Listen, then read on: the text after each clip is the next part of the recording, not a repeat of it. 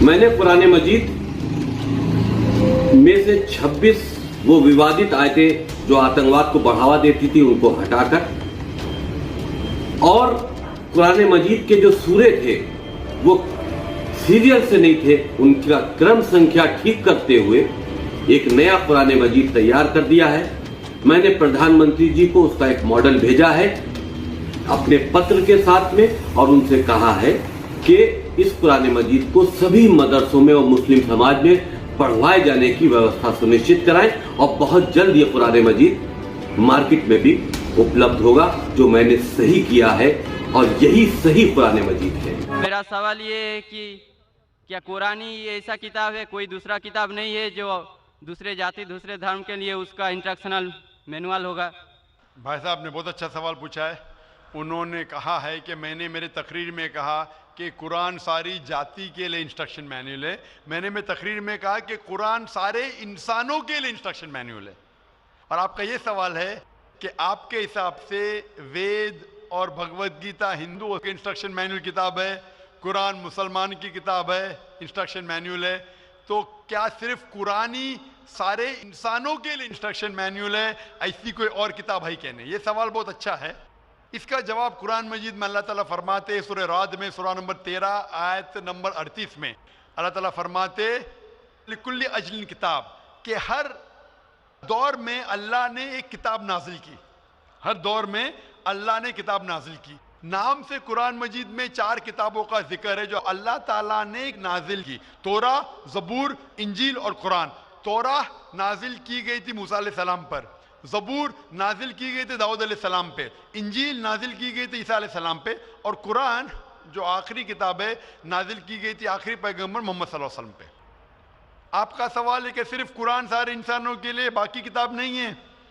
अभी ये 4 किताबों का कुरान मजीद में जिक्र है, लेकिन कुरान मजीद में ये भी कहा गया है कि हर दौर में किताब है। मिसाल के तौर पे सूफ इब्राहिम वो भी किताब है।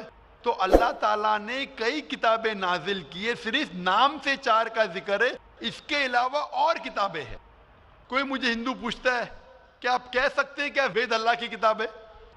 मैं कहता हूं कि कुरान मजीद में नाम से वेद का जिक्र नहीं है, तो मैं ये नहीं कह सकता हूं कि वेद अल्लाह की किताब है। मैं ये कह सकता हूं हो सकता है, मैं नहीं जानता, हो सकता है वेद अल्लाह की किताब है, हो सकता है नहीं है, क्योंकि कुरान मजीद में इसका जिक्र है। मैं 100% नहीं कह सकता हूं कि ये है, लेकिन मैं ये जानता हूं कि जितनी भी किताबें कुरान मजीद के पहले नाजिल हुए वो सिर्फ अपने लोगों के लिए थी और हिदायत थी एक वक्त के लिए।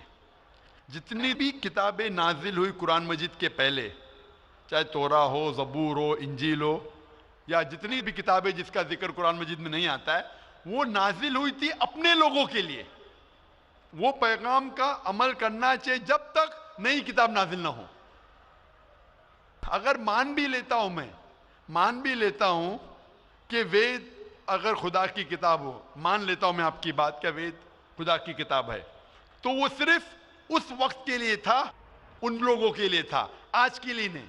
क्योंकि कुरान मजीद अल्लाह की आखिरी किताब है, वो सिर्फ मुसलमानों के लिए नहीं और सिर्फ 1400 साल पहले के लिए, क्योंकि वो आखिरी किताब है, वो सारी इंसानियत के लिए थी और क़यामत तक है।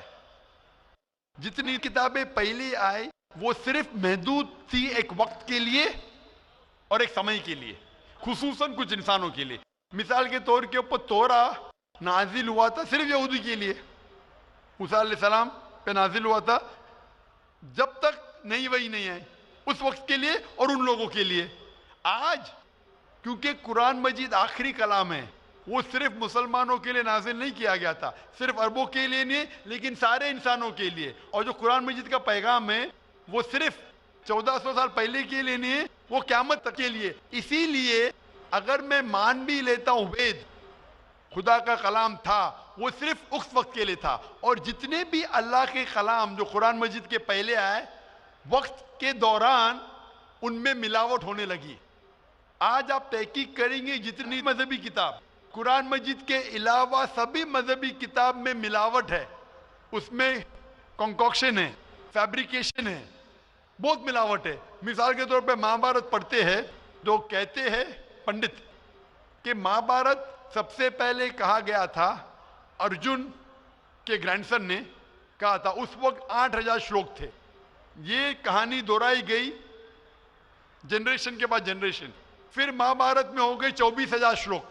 आज महाभारत में लाख श्लोक है, तो इसमें मिलावट होने लगी। आज आप देखेंगे महाभारत टेलीविजन पर, उसके अंदर बैकग्राउंड में मारुति कार भी जा रही है। ये और एक मिलावट है मारुति कार महाभारत में।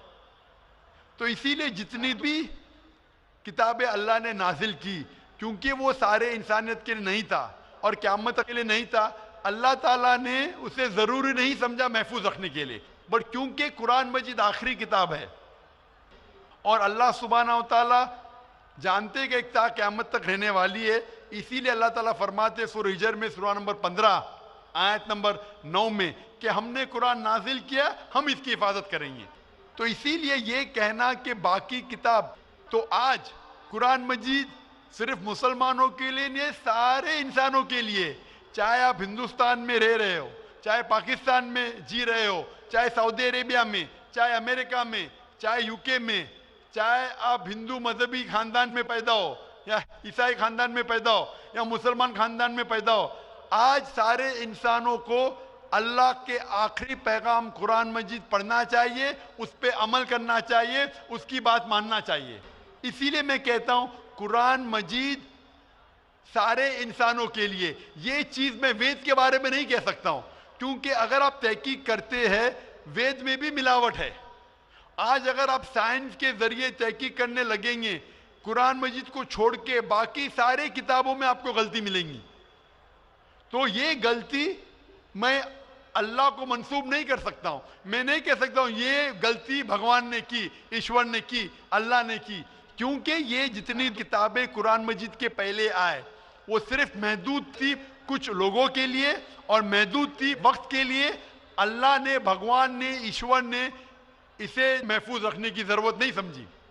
आज क्योंकि कुरान मजीद आखिरी पैगाम है अल्लाह का, अल्लाह ताला खुद कहते हैं कि वो महफूज रखेंगे। इसीलिए मैं कहता हूँ कुरान मजीद एक वाहिद किताब है सारी दुनिया में जो सारे इंसानों के इंस्ट्रक्शन मैन्यूल है, मेरी भी और आपकी भी।